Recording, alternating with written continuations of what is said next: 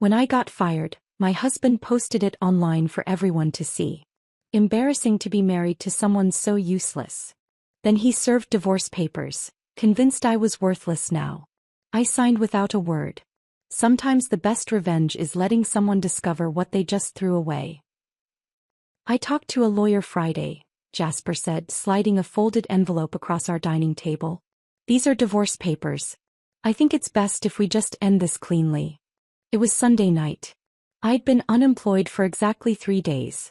Before we continue, if you've ever been underestimated or dismissed, this story is for you. Please consider subscribing. It's free and helps us reach more people who need to hear this. Now let's see how this unfolds. 3 days since my 12-year pharmaceutical career ended in a glass conference room. 3 days since he'd posted on Instagram calling me useless and embarrassing. 3 days since he'd walked out saying he needed to figure out if he married someone who's actually going somewhere. Now he was back with divorce papers sitting across from me, not next to me like a partner but across from me like an opponent in a negotiation. You're serious, I said. Completely serious. I need a partner who can contribute equally. Someone who isn't going to be dead weight. I opened the envelope, scanned the documents.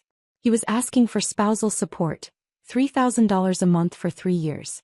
He was asking for half the house I'd bought before I even met him. He was asking for half my retirement accounts. The man who'd contributed maybe $30,000 over 4 years of marriage while I'd paid over $400,000 in expenses was asking me for money. I looked up at him. He was watching me with this expression of satisfaction, like he'd finally won something after years of feeling inferior.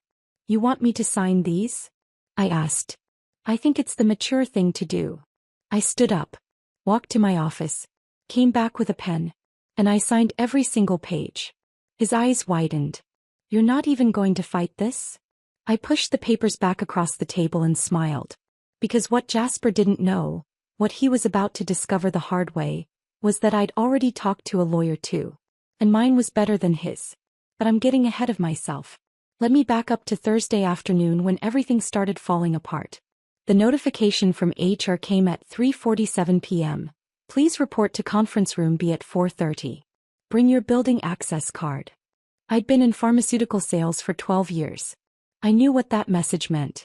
Nobody asks you to bring your access card to a meeting unless they're planning to take it away. I spent the 43 minutes between that email and the meeting time trying to convince myself I was wrong. Maybe it was about the hospital network account I'd just closed. Maybe they wanted to discuss my bonus structure. Maybe this was about the VP position I'd interviewed for 2 weeks ago. But when I walked into that glass-walled conference room overlooking downtown Seattle and saw Patricia, my regional manager for 6 years, sitting next to someone from HR I'd never met before, I knew exactly what was happening. Eloise, thank you for coming, the HR woman said. Her name was Deborah or Denise, something with a D. Please have a seat. I sat. Patricia couldn't look at me. She kept her eyes fixed on a spot somewhere near my left shoulder while the HR woman pulled out a folder. We want you to know this is not a reflection of your individual performance, Deborah or Denise began, reading from what was clearly a script. Due to organizational restructuring and strategic realignment, we've made the difficult decision to eliminate the entire West Coast division. 300 positions across 5 states. Your position is among those being eliminated, effective immediately. The words landed like physical blows. 12 years. 12 years of exceeding every quota, mentoring every struggling new hire, building client relationships worth millions in annual revenue. Gone. Your severance package includes 8 weeks of salary plus unused PTO, the HR woman continued, sliding papers across the table. Your benefits continue through the end of next month. We'll need you to clear out your workspace this afternoon and surrender your building access card before you leave. This afternoon. As in right now. As in you have less than an hour to pack up 12 years of your professional life while everyone on this floor watches through these glass walls. Can I have a moment? I asked. They both stood immediately, grateful for the excuse to leave. The door closed with a soft click, and I was alone in that fishbowl conference room with a severance packet and the growing awareness that everyone at their desks outside could see me sitting here. My phone was in my hand before I consciously decided to reach for it. I texted Jasper, "Let go today. Heading home." The 3 dots appeared almost immediately, then disappeared. reappeared, disappeared again. He was typing and deleting, and with each cycle my stomach twisted tighter. Finally, his message came through. Are you kidding me right now? I stared at the screen. Read it twice to make sure I understood correctly. Not, are you okay? Not, I'm so sorry. Not, we'll get through this together. Just, are you kidding me right now? Another text appeared.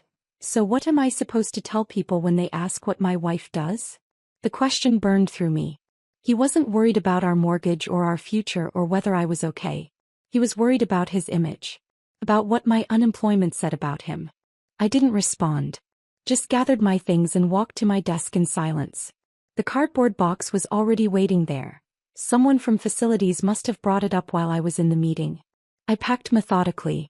Coffee mug. Framed photo from our honeymoon. Desk plant. Certificates. The personal items that make a workspace yours. 20 minutes later I was in the parking garage sitting in my car with that box on the passenger seat, trying to process what had just happened. That's when my phone buzzed again. Vanessa, is everything okay? Jasper's Instagram story is a lot. My hands were shaking when I opened Instagram. There he was, posed thoughtfully by our living room window in perfect golden hour lighting. The caption made my vision blur. What do you do when the person you married turns out to be completely useless? Embarrassing to be married to someone who can't even hold down a basic job. Questioning everything right now. He'd posted it 40 minutes ago.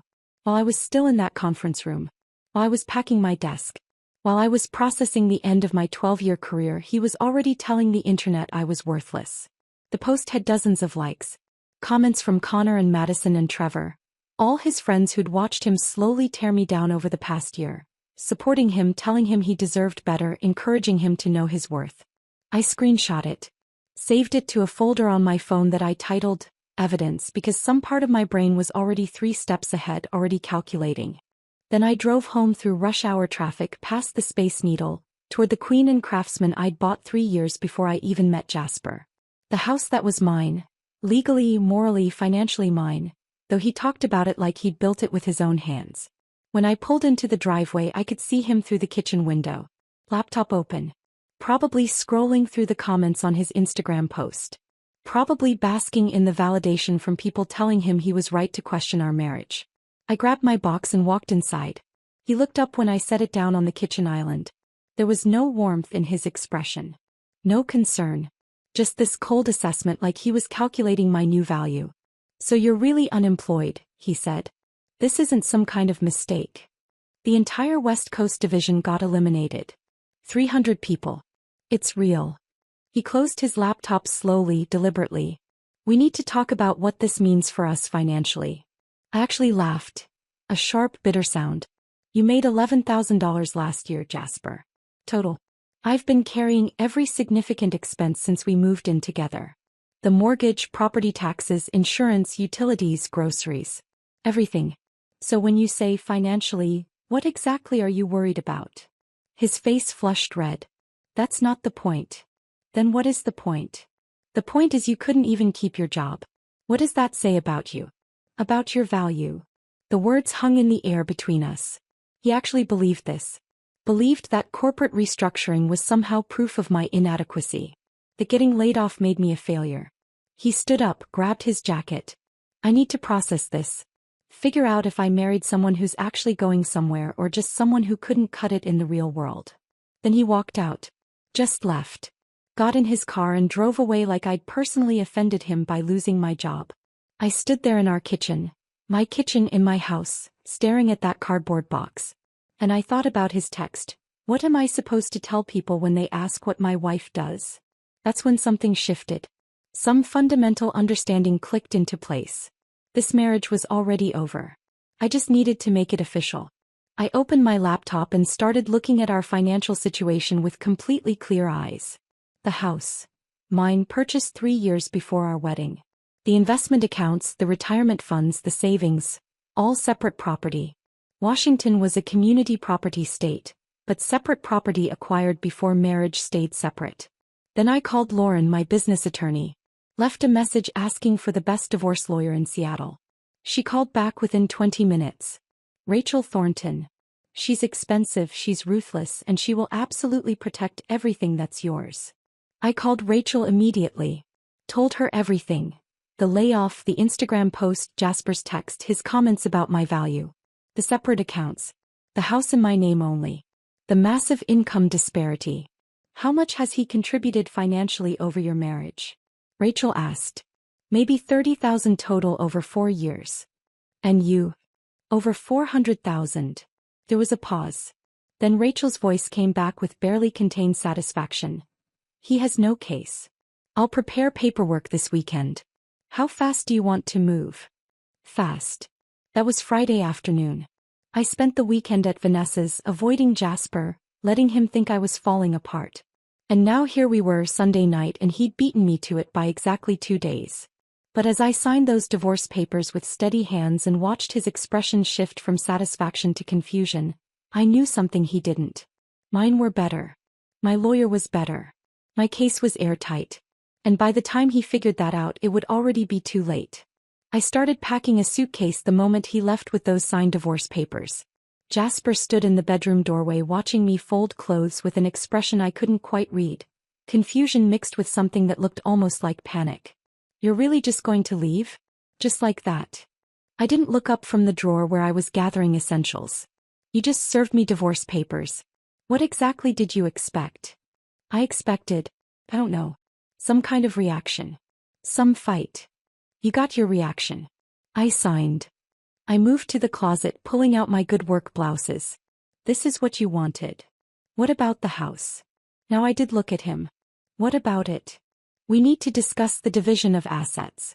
The equity, Your lawyer can discuss it with my lawyer. I folded a cashmere sweater carefully, placed it in the suitcase. I'm sure they'll have a very productive conversation about community property law. His face went pale. You have a lawyer? Did you think I wouldn't? I could see him processing this, trying to recalculate whatever strategy he'd mapped out with his bargain rate attorney. He'd assumed I'd be devastated, desperate, willing to accept whatever terms he offered just to make the pain stop. Instead, I was packing like I was going on a business trip. Where are you going? He asked. Not your concern anymore. I called Vanessa from the driveway. Can I stay with you for a few days? Of course. What happened? Jasper served me with divorce papers. I'll explain when I get there. Vanessa lived in a 2-bedroom apartment in Capitol Hill, and she met me at the door with wine already poured. We sat on her couch and I told her everything, not just about the divorce papers but about Thursday afternoon in that glass conference room, about Jasper's texts, about the Instagram post that had started this entire cascade. Wait, Vanessa said, setting down her wine glass. He posted that while you were still processing getting fired. 40 minutes after I texted him. Didn't even wait to talk to me first. She pulled out her phone, found his Instagram. The post was still up, now with over 100 likes and dozens of comments. She scrolled through them, her expression darkening with each swipe. These people are garbage, she muttered. Connor's commenting like he has any room to judge anyone. Madison saying you know your worth. She's never worked a real job in her life, her parents pay for everything. Screenshot it, I said. All of it. Vanessa looked at me. Why? Because I'm building a case. I spent that evening on Vanessa's couch with my laptop open, going through Jasper's Instagram with fresh eyes.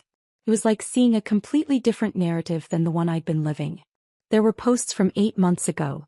Carefully staged photos of our living room with captions about creating authentic spaces, even though I'd picked and paid for every piece of furniture. Posts from 6 months ago showing his morning routine, with elaborate breakfast spreads I'd never seen him make, coffee in artisanal mugs, natural light streaming through windows, all captioned with quotes about intentional living and creative practice. 3 months ago he'd posted a photo of himself at his laptop with the caption, working on something real while the world chases corporate validation. There's a difference between having a job and having a purpose. I remembered that day. I'd been in Portland closing a major hospital account that would earn me a $40,000 commission. He'd been home arranging props for Instagram photos. The pattern was everywhere once I started looking. Subtle digs about corporate life, and selling your soul for a paycheck, and people who measure worth in dollars. He'd been building this narrative for months. The enlightened creative married to the corporate sellout, and I'd been too busy actually earning money to notice. I screenshot every post, every caption, every comment thread where he'd subtly positioned himself as morally superior while I funded his lifestyle. Then I opened our bank statements.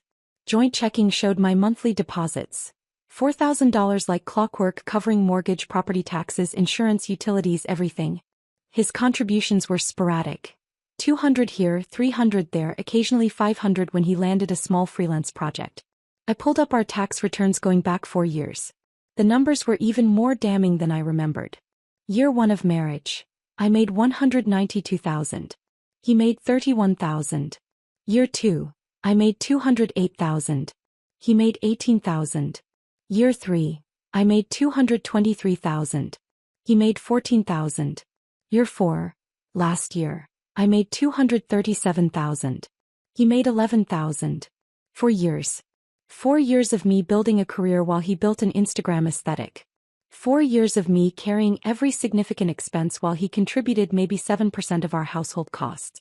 And now he had the audacity to serve me with divorce papers asking for spousal support and half of everything. My phone rang. Unknown number but Seattle area code. I answered. Eloise Brennan? Speaking. This is Rachel Thornton. Lauren Michaels gave me your information. She mentioned you needed representation for a divorce matter. Rachel's voice had a quality I can only describe as sharp competence. The sound of someone who'd built a career on winning and wasn't interested in wasting time. Yes, I said. My husband served me with papers tonight. I signed them, but I need to file a response. You signed them. There was a pause. Without representation? I wanted him to think I was broken. Desperate. Willing to accept whatever he offered. Another pause, then something that might have been a laugh. Smart. Tell me everything. I spent the next 40 minutes walking Rachel through my marriage. The income disparity. The house I'd bought before we met. The separate accounts. The Instagram post. The text messages. The divorce papers asking for spousal support and half of assets he'd never contributed to. How much has he contributed financially over the course of your marriage? Rachel asked. I did the math quickly in my head. Maybe $30,000 total. I'd need to check the exact numbers, but that's generous. And you? Over $400,000.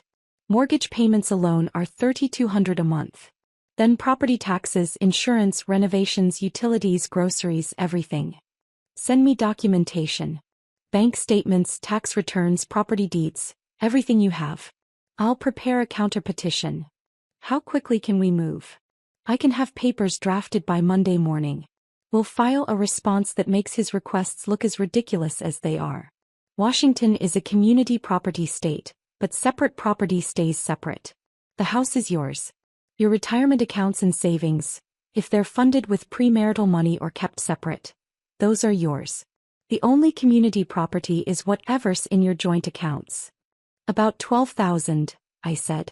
So he's asking for $3,000 a month in spousal support for 3 years. That's over $100,000 total. Plus half a house he never paid for, plus half your retirement accounts, in exchange for $6,000 of community property. That's correct. Rachel's voice took on a tone of barely contained satisfaction. This is going to be fun. Get me that documentation tonight if possible. I want to move fast. I spent the next 2 hours forwarding everything to Rachel. Bank statements. Tax returns. The property deed showing I'd purchased the house 3 years before our wedding. Investment account statements showing deposits that predated our marriage. Screenshots of Jasper's Instagram posts and the cruel comments. His text messages from Thursday. Every piece of evidence that would prove exactly who had built this life and who had just lived in it. Around midnight, Vanessa came out of her bedroom to find me still on the couch with my laptop. You should try to sleep, she said gently. I will. I just need to finish this. She sat down next to me. Can I ask you something? Sure. Are you okay? Like actually okay? Because you're being very calm about all this and I'm worried you're in shock or something. I closed my laptop and looked at her. I'm not in shock. I'm angry. But I'm also relieved? Is that terrible? No, Vanessa said. It's not terrible. I think I've known for a while that this marriage was over. I just didn't want to admit it. And then he went and made it so easy. By serving you with divorce papers? By showing me exactly who he is. By posting that Instagram story and sending those texts and sitting across from me tonight talking about how I'm dead weight. He gave me clarity. Vanessa squeezed my hand. For what it's worth, I never liked him. I thought he was using you, but you seemed happy, so I kept my mouth shut. I wasn't happy, I admitted. I was comfortable. There's a difference. My phone buzzed with an email notification. Rachel Thornton, already working at midnight on a Sunday. Reviewed your documentation. His case is weaker than I thought. We'll destroy this. Get some sleep, you're going to need your energy for what comes next. I smiled, closed my laptop and finally let myself breathe. Because somewhere in the chaos of the last 3 days, losing my job, being publicly humiliated, getting served with divorce papers, I'd found something unexpected. I'd found my spine. And I was about to use it. I woke up Monday morning in Vanessa's guest room to an email from Rachel sent at 6:47 a.m. Counter petition drafted. Review attached and confirm by 10 a.m. if you want me to file today. Also, avoid all contact with your husband. Do not respond to texts, calls, or social media. Let him sit in uncertainty. The attached document was 32 pages of legal precision that systematically dismantled every claim in Jasper's filing. I read it twice over coffee, feeling something close to satisfaction with each paragraph. The house, separate property, purchased 3 years before marriage, entirely funded by Eloise Brennan with premarital assets. No community property claim. Retirement and investment accounts. Separate property funded with premarital earnings and maintained in separate accounts throughout marriage. No community property claim. Spousal support, denied. Marriage duration of 4 years with significant income disparity throughout. Petitioner contributed approximately 7% of household expenses while respondent contributed 93%. No basis for support. Community property. Joint checking account containing approximately $12,000, to be divided equally. I sent Rachel my approval at 8:15 a.m. By noon, her assistant had filed it with the court. He'll be served by end of day tomorrow, Rachel texted. Radio silence until then. Let him wonder what you're doing. Tuesday morning I had other things on my mind. My phone rang at 9:23 a.m. with a number I'd been half expecting, half dreading for 2 weeks. I stepped out onto Vanessa's balcony to take the call. Eloise Brennan? Speaking. This is Richard Kaufman from Western Biofarm. We met 2 weeks ago about the VP of West Coast Operations position. My heart was pounding so hard I could hear it in my ears. Yes, I remember. Good to hear from you, Richard. I'll cut to the chase. We'd like to offer you the position. $185,000 base, performance bonuses that typically run another $60,000 to $80,000 annually, full benefits package, stock options, start date 3 weeks from today if that works for your timeline. I had to sit down. Yes. That works perfectly. Excellent. I know your previous company eliminated your division last week. I want you to know that was part of our due diligence and frankly, it speaks to their financial mismanagement, not your performance. Your track record is exceptional. We'd be lucky to have you. We spent another 15 minutes discussing logistics. Start date, relocation assistance even though I was staying in Seattle, team structure, reporting relationships. When we hung up, I just sat there on Vanessa's balcony watching traffic move through Capitol Hill and trying to process what had just happened. Everything Jasper had said, about me being useless, about not being able to hold down a job, about being dead weight. All of it proven wrong in one phone call. And he had no idea. I called Rachel immediately. The VP position came through. I start in 3 weeks. There was a pause, then Rachel's voice came back with unmistakable satisfaction. Perfect timing. Since this offer came after you were served with divorce papers, it's completely separate from marital assets. Your future earnings are none of his business. Don't tell him. Don't post about it. Let him find out when it's too late to matter. I won't say a word. Good. He's being served with our counterpetition this afternoon. Expect him to call. Don't answer. Let every communication go through me. I spent the rest of Tuesday at Vanessa's apartment, working on my laptop, updating my resume, responding to LinkedIn messages from former colleagues who'd heard about the layoff. My phone buzzed periodically with texts from Jasper. We should talk about logistics. When are you planning to get your stuff from the house? Can you at least respond so I know you're okay? I ignored all of them. Rachel's advice was sound. Let him sit in uncertainty. Let him wonder what I was planning. Wednesday afternoon my phone rang. Jasper. I let it go to voicemail. The voicemail was 4 minutes long, and his tone had shifted from annoyed to confused to something approaching panic. Eloise, I just got served with some legal papers from your attorney. I don't understand, you signed my petition. We agreed to end this cleanly. Why are you making this complicated? These papers are saying I'm not entitled to anything, that the house is yours, that I only get half of joint checking. That's not how community property works. We need to talk. Call me back. I forwarded the voicemail to Rachel without comment. She called me an hour later. His attorney just contacted me. They want to negotiate. Apparently, Mr. Hartwell was under the impression that signing his petition meant you were agreeing to his terms. What did you tell them? That your signature acknowledged receipt of his petition, not agreement to its terms. That's what counterpetitions are for. They seem surprised. By what? That you hired competent representation. I think they expected you to roll over. I thought about Jasper sitting across from me Sunday night, watching me sign those papers with that expression of satisfaction, like he'd finally won something. He'd expected me to fall apart. To accept whatever terms he offered just to make the pain stop. Instead, I'd hired Rachel Thornton. What happens now? I asked.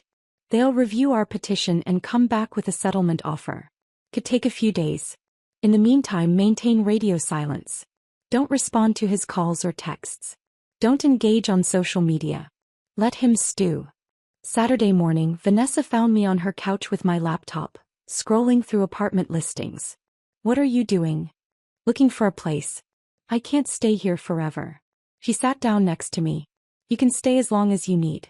But also, are you looking to rent or buy? I don't know yet. Depends on what I get from the divorce settlement. Vanessa was quiet for a moment, then said carefully, Can I ask you something? Are you actually okay? Because you've been through a lot this week and you're being very composed about all of it.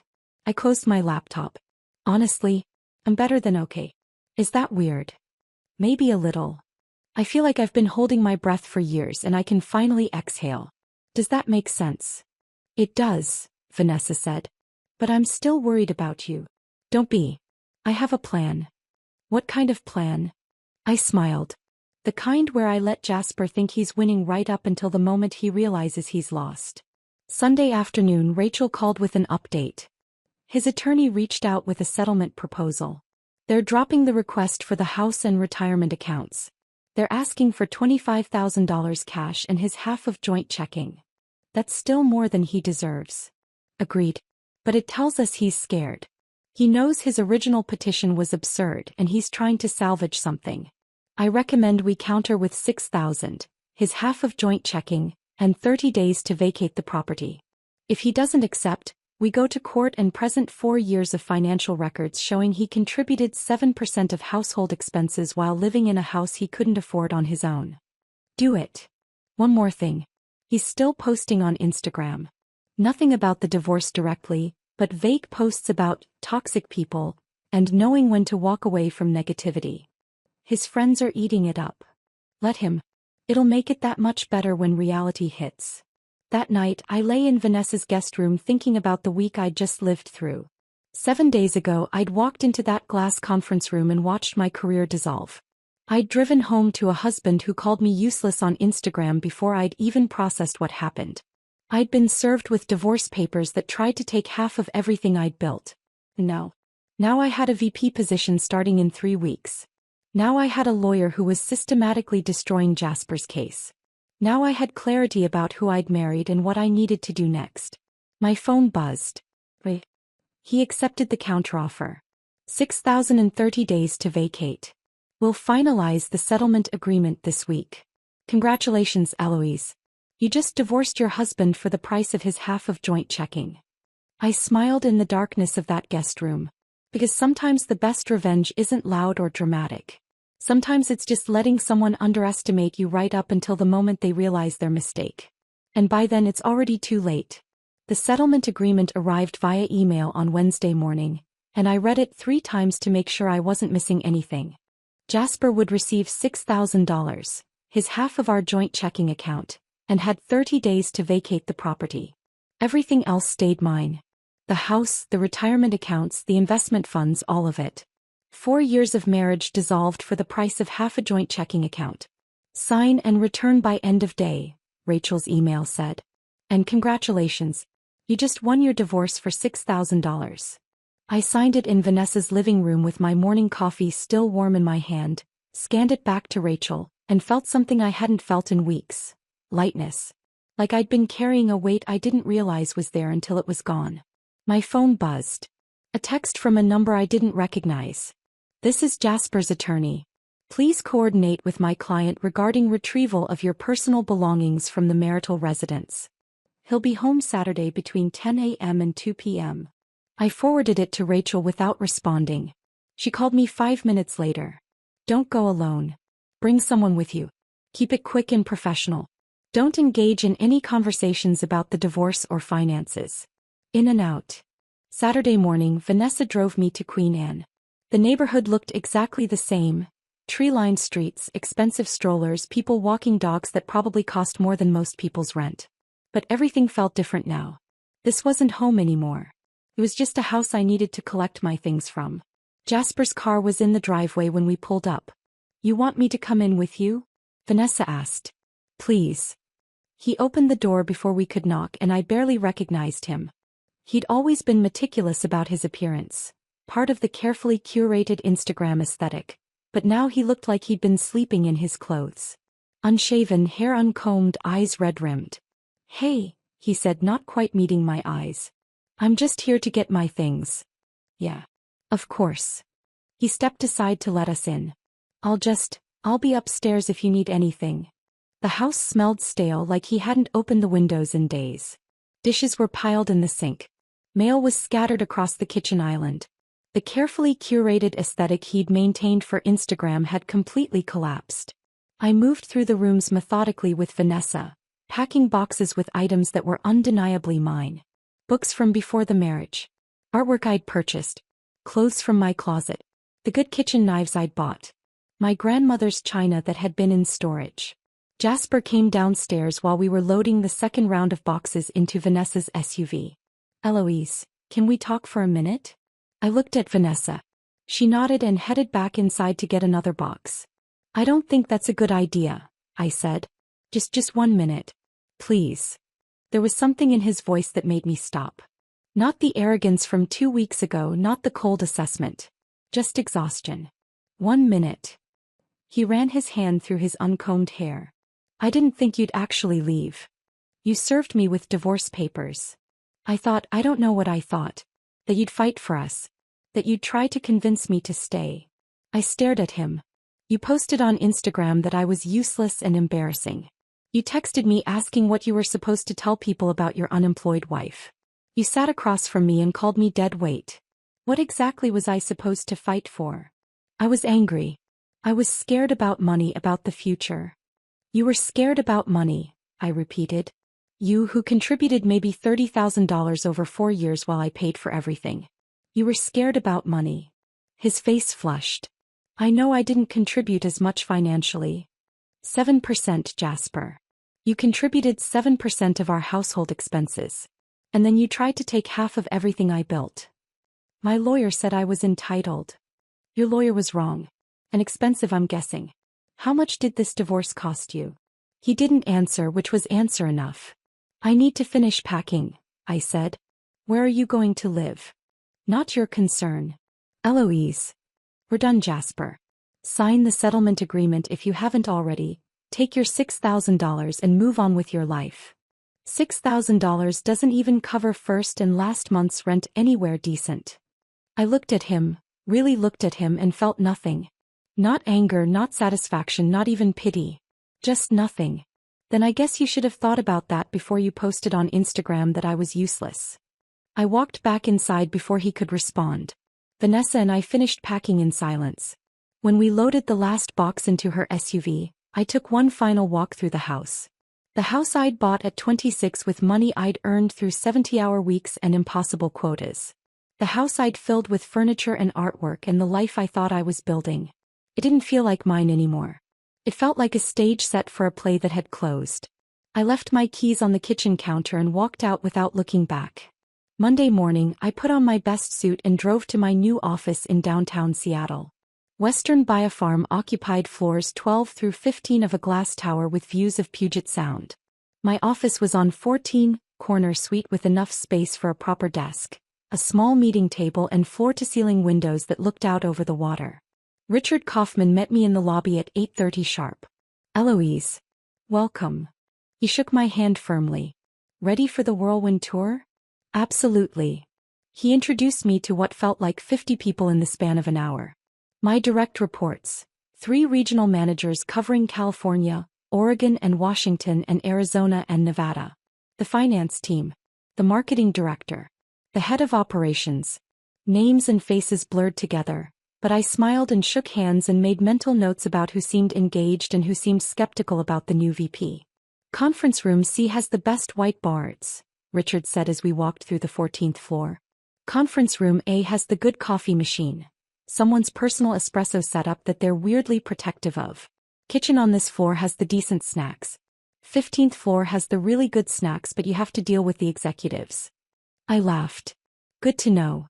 One more thing." He stopped outside my office door. "I heard you had a rough transition out of your last role.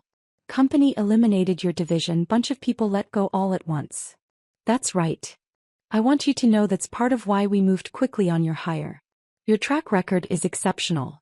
12 years of consistently exceeding quotas, mentoring new talent, building long-term client relationships. Companies that eliminate performers like you are companies with bigger problems than staffing. Their loss, our gain." Something in my chest loosened. "Thank you. That means a lot." "Well, you're here now." He smiled. "Let's do good work." My first week was a blur of meetings and strategy sessions and late nights reviewing client files. The team I'd inherited was strong but overstretched. 3 regional managers trying to cover too much territory with too few resources. I spent my days identifying gaps and opportunities, my evenings building presentations for the executive team about where we needed to invest. On Friday afternoon, I closed my laptop and looked out my office windows at Puget Sound. The water was dark blue under clear skies, ferries moving between Seattle and the islands, mountains visible in the distance. My phone buzzed. A text from Vanessa. "How was your first week?" "Exhausting." "Perfect. Exactly what I needed." "Dinner tonight?" "I want to hear everything." 7. "Perfect." I gathered my things, laptop files, the coffee mug that said, Vice President Western Operations, that had been waiting on my desk Monday morning, and headed out. In the elevator, I caught my reflection in the polished steel doors. Professional. Competent. Whole. Not someone's useless wife. Not a layoff statistic. Not someone who just lost half of everything to a divorce. Just me. Finally, completely, undeniably me. And for the first time in longer than I could remember, that felt like enough. Dinner with Vanessa that Friday night turned into apartment hunting by Saturday morning. "You can stay with me as long as you want," she said over coffee at her kitchen table. "But I also found 3 listings you should see. One's a condo in Capitol Hill, 2-bedroom. Another's a loft downtown. And there's this place in Belltown with water views that just came on the market yesterday." I pulled up the listings on my phone. The Belltown condo stopped me cold, floor-to-ceiling windows overlooking Elliott Bay, hardwood floors, a kitchen that actually had counter space instead of the cramped galley setup most Seattle apartments offered. 2 bedrooms, 2 baths, 1,200 square feet of clean, modern space with none of the ornate details Jasper had insisted made our queen and house characterful. "This one," I said, pointing to the screen. "It's $450, Vanessa said carefully. "That's not cheap. I'll pay cash." Her eyes widened. "Cash? Eloise, are you?" "I have the money. Had it before Jasper, kept it separate during the marriage. It's mine." We saw the condo that afternoon. The real estate agent, a woman named Claire with a sharp bob and sharper instincts, walked us through the space while sunlight poured through those massive windows, turning the hardwood floors honey gold. "It's been on the market for 36 hours, Claire said. "I've already scheduled 4 showings for tomorrow. If you're serious, you need to move fast." I stood at the windows looking out at the bay, watching ferries cross between Seattle and the islands, and I knew. "I'll take it. Full asking price, cash offer," Close in 10 days if the seller agrees. Claire's professional composure cracked just slightly. I'll draw up the paperwork immediately. The offer was accepted by Sunday evening. I closed the following Friday, exactly 10 days after my first week at Western Biofarm, and spent the weekend moving in with help from Vanessa, Cara, and 2 other friends from my college days who'd driven up from Portland when they heard about the divorce. We ordered pizza from the place down the street, drank wine from actual glasses instead of solo cups, and arranged furniture in a space that finally felt like mine. No shared history in these walls. No memories of arguments or cold silences or Instagram photo shoots designed to make our life look better than it was. Just clean, empty space waiting to be filled with whatever came next. Cara showed up with a housewarming gift wrapped in tissue paper. Inside was a coffee mug, simple white ceramic with black text. She believed she could, so she did. I held that mug and felt my eyes sting with unexpected tears. "Hey," Cara said softly. "You okay?" "Yeah." I wiped my eyes. "It's just, thank you. For being here. For not judging me when everything fell apart." "Nothing fell apart," Cara said firmly. "Something that wasn't working ended. That's not the same thing." That night, after everyone left and I was alone in my new condo with boxes still unpacked and furniture not quite in the right places, I stood at those floor-to-ceiling windows watching city lights reflect off the dark water of Elliott Bay. And I felt something I hadn't felt in longer than I could remember. Peace. Not the absence of conflict, but the presence of rightness. Like I was finally standing in a life that actually fit. 6 weeks into my role at Western Biofarm, I closed the deal that changed everything. Pacific Northwest Health Systems had been in negotiation for 8 months before I arrived. A sprawling network of hospitals and clinics across Washington and Oregon that represented exactly the kind of strategic partnership the company needed. The previous VP had made progress but couldn't close. Budget concerns, procurement hesitations, internal politics on their side that kept pushing the timeline.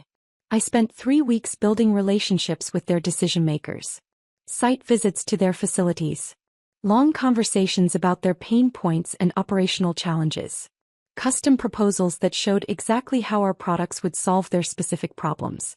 The contract was signed on a Tuesday morning in a conference room overlooking Puget Sound. $4.2 million in annual recurring revenue. Multi-year partnership with expansion options. Richard called me into his office that afternoon. "That deal you just closed?" He was smiling. "That's VP-level work. That's exactly why we hired you. The executive team noticed, by the way. Your name came up in senior leadership meeting this week. Keep this trajectory and you'll be running Western Region within 2 years." My first commission check hit my account Friday morning. $47,000. I stared at the number on my phone screen, sitting in my new condo with coffee and morning light streaming through those big windows. $47,000. More than Jasper had made in the past 4 years combined. I used part of it that weekend to furnish my condo properly. Not the performative Instagram aesthetic Jasper had curated for our queen and house. The artfully distressed furniture, the carefully arranged coffee table books nobody actually read, the throw pillows that cost more than they had any right to. Instead, I bought pieces I actually liked. A deep blue couch that was comfortable instead of photogenic. A dining table made from reclaimed wood by a local craftsman. Artwork from Seattle artists who were actually selling their work instead of posting about their creative journey while contributing nothing to household expenses. The condo started feeling like home. Monday morning I did something petty. I updated my LinkedIn profile with my new title and company, then wrote a post. Excited to start this new chapter as VP of West Coast Operations at Western Biofarm. Sometimes the best opportunities come from unexpected transitions. Grateful for everyone who supported me through this journey. Professional. Positive. Completely true. But I also knew Jasper would see it. According to Vanessa, who was still connected to him on social media despite my repeated suggestions that she unfollow him, he'd been checking my accounts obsessively. The response was immediate. Within an hour I had 50 comments from former colleagues congratulating me. Industry contacts I hadn't spoken to in years reached out with messages about potential collaborations. Recruiters started sliding into my DMs with opportunities at companies I'd only dreamed about working for 5 years ago. My notification count went from 0 to hundreds. One comment stood out. From Patricia, my former regional manager who'd sat in that glass conference room 6 weeks ago while HR eliminated my position. Congratulations, Eloise. They're lucky to have you. We certainly were. It was a small acknowledgement that my layoff hadn't been about my performance, and having that validated publicly, by the person who'd been there when it happened, felt better than I'd expected. 3 months after the divorce finalized, I was in a strategy meeting when my phone buzzed with a text from Vanessa. Have you seen Jasper's Instagram lately? I hadn't. I'd muted him the day I moved out of Vanessa's apartment and hadn't thought about his social media presence since. You need to look, her next text said. Trust me. During my lunch break I unmuted his account. The narrative his recent posts told was stark. Photos of him moving into a studio apartment in Northgate, one of Seattle's less desirable neighborhoods, far from the curated aesthetic of Queen Anne. Posts about simplifying and embracing minimalism, with images of a nearly empty apartment. No furniture except a mattress on the floor. No artwork on the walls. No carefully arranged breakfast spreads or workspace inspiration shots. Just empty space and excuses dressed up as philosophy. There was a GoFundMe campaign pinned to his profile, supporting creative entrepreneurs facing housing insecurity. Current donations: $150, and I recognized his mother's name as the largest contributor. Then I saw the post from 2 days ago. A long caption about how divorce had taught him about the illusion of security and the importance of building something real instead of relying on corporate safety nets. About how losing everything had forced him to confront his authentic self. The comments were brutal. Someone had clearly shared receipts, screenshots of his old posts calling me useless and embarrassing, screenshots of his Instagram story from the day I got laid off. People were tearing him apart in the replies. One comment in particular made me laugh out loud in my office. Bro, you called your wife embarrassing for getting laid off while you made $11K a year and she paid for literally everything. The math ain't matting. I closed Instagram, blocked him again, and went back to work. Because that's the thing about building something real. You don't have time to watch other people's foundations crumble. You're too busy building your own. 4 months after the divorce finalized, Richard called me into his office on a Friday afternoon. Got a question for you, he said, closing the door behind me, always a sign the conversation was significant. How do you feel about San Francisco? I was confused for a second. Context. He leaned back in his chair with an expression I'd learned to recognize over the past few months. The look he got when he was about to propose something big. We're opening a regional office. California market is exploding and we need someone to run it. Significant salary bump, full equity package, relocation assistance, complete autonomy to build the team and strategy from the ground up. He paused. Interested. I didn't hesitate. Very interested. Over the next hour, Richard outlined the opportunity. Western Biofarm was expanding aggressively into California. The state represented 30% of their target market but only 15% of current revenue. They needed someone to establish a presence, build relationships with major healthcare systems, and create a team that could sustain long-term growth. The position is Senior Vice President of Western Regional Operations, Richard said. $240,000 base, performance bonuses that typically add another $100,000 annually, stock options that could be worth serious money when we go public next year. You'd have complete authority to hire your team, set strategy, build this office from scratch. It was exactly the kind of career-defining opportunity I'd been building toward for 15 years. The kind of role that would have been impossible to even imagine when I was sitting in that glass conference room 5 months ago watching my previous career dissolve. Take the weekend to think about it, Richard said. But we both knew I'd already decided. I accepted the position Monday morning and spent the rest of that week putting machinery in motion. First priority: my Seattle properties. I called Claire, the real estate agent who'd helped me buy the downtown condo. I need to sell 2 properties. Fast. How fast? 30 days if possible. She didn't miss a beat. Send me the addresses. I'll have listings up by end of week. The Queen Anne house, the one I'd bought at 26, the one that had been mine all along despite Jasper's attempts to claim it, went on the market Thursday. We got 3 offers within 4 days. I accepted one for $890,000. I'd bought it 9 years ago for $420,000. After paying off the remaining mortgage and closing costs, I walked away with over $500,000 in profit. The downtown condo I'd purchased just 4 months earlier listed for $600,000. An all-cash offer came in at $650,000 within 72 hours. Between the two properties, I was walking away with over $1 million in liquid assets.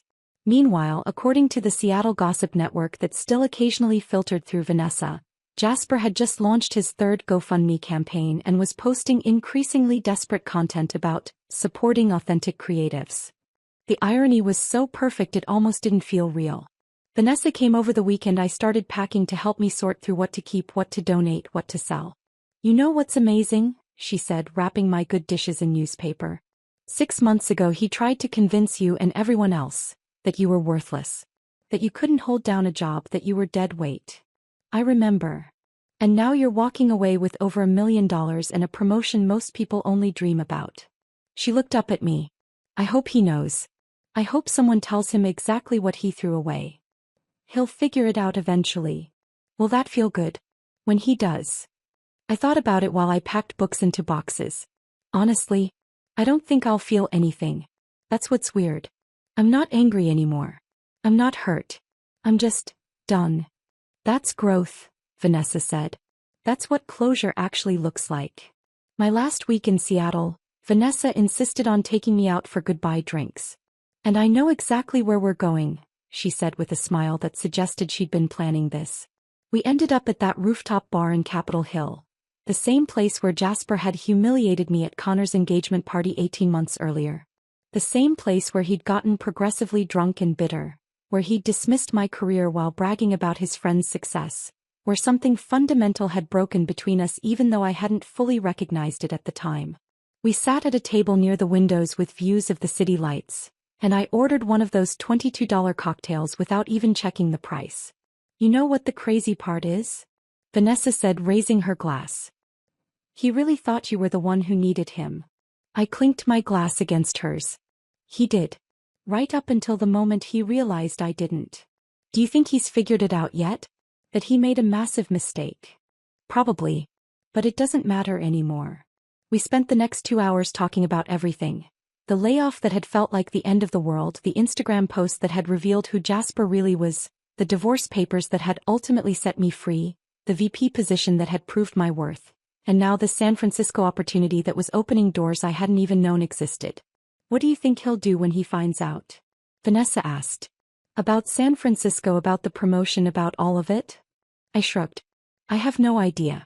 And honestly, I don't care. That's the beautiful part. His opinion of me doesn't matter anymore. It never should have mattered as much as I let it." "I'm going to miss you," Vanessa said, and her eyes were shining. "San Francisco is a 2-hour flight. You can visit whenever you want." "I know. But it won't be the same." "No," I agreed. "It won't. Because I won't be that person anymore. The one who needed somewhere to stay while her life fell apart. I'll be someone who built something new." We finished our drinks and walked out into the Seattle night. The air was cool and the city lights reflected off low clouds. "You're going to be amazing in San Francisco," Vanessa said at her car. "I hope so. I know so." I moved to San Francisco on a Saturday morning in late spring. The drive down I-5 was long but meditative, hours of highway cutting through Oregon's green forests and California's golden hills, the landscape changing as I left one life behind and drove toward another. My new loft was in Soma, a renovated industrial building with exposed brick and floor-to-ceiling windows. Twice the size of my Seattle condo, with enough space for a proper home office, a living area that could host dinner parties, a bedroom that felt like a sanctuary rather than just a place to sleep. I spent the weekend unpacking and arranging furniture, hanging artwork on brick walls, setting up my office with views of the city skyline. Sunday evening, I stood at those massive windows watching the sun set over San Francisco Bay. The water turned from blue to gold to purple as light faded, and the city lights started coming on one by one. I thought about all the versions of myself I'd been over the past few years. The 26-year-old who'd worked 70-hour weeks to afford a house with a view, who'd believed that building something tangible meant success. The 30-year-old who'd married Jasper thinking she'd found a partner, someone to build a life with, not realizing she was really just funding someone else's Instagram aesthetic. The 33-year-old who'd sat in that glass conference room and watched her career dissolve, who'd driven home to a husband who called her useless before she'd even processed what happened. And now this version, 34 years old, standing in a San Francisco loft she'd bought with money she'd earned, about to start a job running an entire regional office, walking away from a marriage that had tried to define her worth by someone else's standards. I'd lost a job and a husband in the same week. And somehow, impossibly, I'd ended up here. My phone buzzed. A text from Richard. Hope the move went smoothly. Looking forward to seeing you Monday morning. Big things ahead. I smiled, set my phone down and turned back to the view. Big things ahead. Yeah. I was ready. Monday morning started like any other. Coffee at my desk, reviewing quarterly projections for the California market, preparing for a 10 o'clock meeting with our executive team about expansion into Southern California. Then a LinkedIn notification popped up on my screen. Message from Connor Matthews. I stared at the name for a long moment before clicking it open. Hey Eloise. I know this is random, but I wanted to apologize for the stuff I said during your divorce. Jasper painted a very different picture of your situation and I didn't question it. I saw your recent promotion. Congrats. You clearly landed on your feet. Anyway, sorry for being a dick. I read it 3 times, each time feeling a different emotion. Surprise first, I hadn't thought about Connor in months. Then a flash of anger remembering that rooftop bar, his engagement party, the way he'd encouraged Jasper's narrative about my failures. Then something closer to indifference. Part of me wanted to respond gracefully.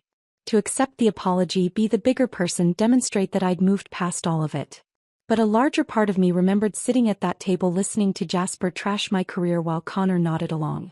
Remembered the Instagram comments from Connor's account supporting Jasper's post about how embarrassing I was. Remembered how quickly their entire friend group had turned on me without bothering to ask for my side of the story. I closed the message without responding. Some bridges aren't worth rebuilding. Some apologies come too late to change anything that matters. I went to my 10 o'clock meeting and didn't think about Connor again. 6 months later, almost a year after the divorce finalized, my assistant Sarah knocked on my office door with a confused expression. Someone sent a meeting request through the company website, she said. Wants to discuss partnership opportunities. But the email seems personal. Forward it to me. The email signature made my stomach drop. Jasper Hartwell, founder and creative director, Authentic Brand Collective. I deleted it immediately without reading the body text. The audacity. The absolute audacity of reaching out through my professional channels, of thinking I would want anything to do with him after everything, of believing he could just waltz back into my life asking for favors. If anything else comes from that address, delete it, I told Sarah. Don't forward it to me. Got it. 2 weeks later, Sarah mentioned she'd deleted 2 more emails from the same sender. Then another the week after that. I assumed that would be the end of it. But the 4th email had a subject line desperate enough that Sarah felt obligated to show it to me. Please, just one conversation. I'm sorry, she said. I know you said to delete them, but this one seemed, I don't know, different. Against my better judgment, I opened it. Eloise, I know things ended badly between us, but I'm trying to build something legitimate here. I've got real clients now. Real revenue. I just need some strategic guidance from someone who understands corporate partnerships. Please. Just one conversation. I wouldn't ask if I wasn't desperate. I read it twice, trying to process the cognitive dissonance. The man who'd called me useless and embarrassing, who'd served me divorce papers while I was still processing a layoff, who'd publicly humiliated me on Instagram, that man was now begging me for professional advice. What do you want me to do with it? Sarah asked. Give me an hour. I sat with the email open on my screen, considering my options. I could ignore it. That was probably the smart choice. I could respond with exactly what I thought of him, every angry thought I'd had over the past year and a half. That would feel satisfying in the moment but accomplish nothing. Or I could do something else. Something professional and final that would close this door permanently. I drafted my response carefully, editing it 3 times before I was satisfied. Mr. Hartwell, thank you for your inquiry. Unfortunately, our partnership criteria require a minimum annual revenue of $2 million and verified market traction. Best of luck with your future endeavors. Eloise Brennan, SVP of Western Regional Operations. Formal. Professional. devastating in its politeness. I hit send and felt a small flicker of satisfaction. His response came through within 5 minutes. That's it? After everything? You're really going to pretend we weren't married? I stared at the message and something in me shifted from satisfaction to something colder. I could remind him that he'd served me with divorce papers. That he'd called me useless on Instagram. That he'd contributed 7% of our household expenses while living in a house I'd bought and paid for. That he'd questioned my worth and my value and my entire existence as a professional, and then had the audacity to ask me for help the moment his own ventures started failing. I could say all of that. Instead, I blocked the email address and deleted the entire thread. Because the best response to someone who treated you as worthless isn't a detailed explanation of everything they did wrong. It's refusing to give them any more of your time. 3 months later, Vanessa called while I was reviewing contracts in my home office. I know you said you didn't want updates about Jasper, she started. Then why are you calling? Because this one is too good not to share. I sighed. What? He started a Patreon. For his podcast. The one about deconstructing capitalist productivity culture that has 78 followers. How many subscribers does the Patreon have? 3. And I'm pretty sure one of them is his mother. I shouldn't have laughed. But I did. There's more, Vanessa said. He tried to reconnect with some of his old design clients. You know, the ones he had before you got married? They're all declining.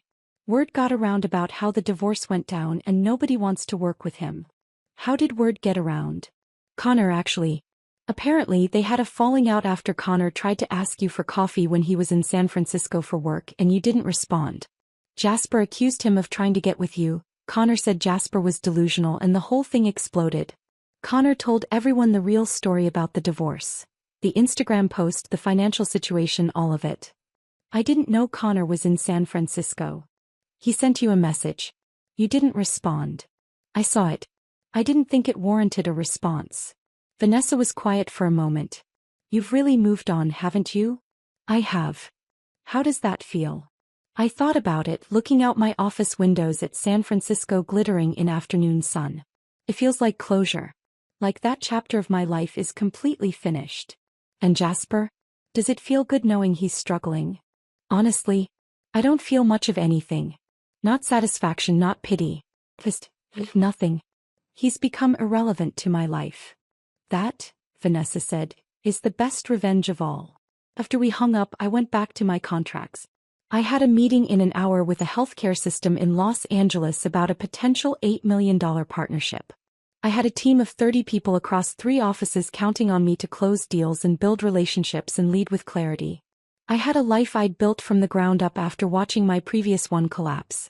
And somewhere in Seattle, in a studio apartment in Northgate, Jasper was posting on Instagram about authentic success while struggling to afford rent. The contrast would be funny if I cared enough to find it amusing. But I didn't. Because that's what real closure looks like. Not dramatic confrontation or public humiliation or carefully crafted revenge. Just complete and total indifference. And honestly, that felt better than any revenge ever could. The email from Pharmaceutical Executive magazine came through on a Tuesday afternoon in late autumn. Ms. Brennan, we're doing a feature on emerging leaders transforming regional operations in the pharmaceutical industry. Your name came up repeatedly in our research. Would you be interested in being profiled for our January issue? I read the email twice before responding. A year and a half ago, I'd been sitting in a glass conference room watching my career dissolve. Now a major industry publication wanted to profile me as an emerging leader. The interview happened in my San Francisco office on a Friday morning. The journalist, a woman named Patricia who'd been covering pharmaceutical sales for 20 years, asked thoughtful questions about my approach to building teams, my strategy for entering new markets, the accounts I'd closed in California. I noticed a gap in your resume, she said carefully. You were at your previous company for 12 years, then there's a 3-week period before you started here. Can you talk about that transition? I'd prepared for this question. The company eliminated the entire West Coast division as part of a broader restructuring. 300 positions across 5 states. It wasn't performance-based. The division I'd built was actually one of their strongest revenue generators. But corporate decisions don't always reflect operational reality. How did you handle that professionally? I took about 2 weeks to process and strategize. Then I accepted an offer I'd already been considering. Sometimes unexpected transitions create opportunities you wouldn't have pursued otherwise. She nodded, scribbling notes. That's a great perspective. The photographer arrived after lunch and spent an hour capturing different shots. Me at my desk with the Bay Bridge visible through the windows, me in our conference room reviewing projections, me standing by those floor-to-ceiling windows looking out at San Francisco Bay.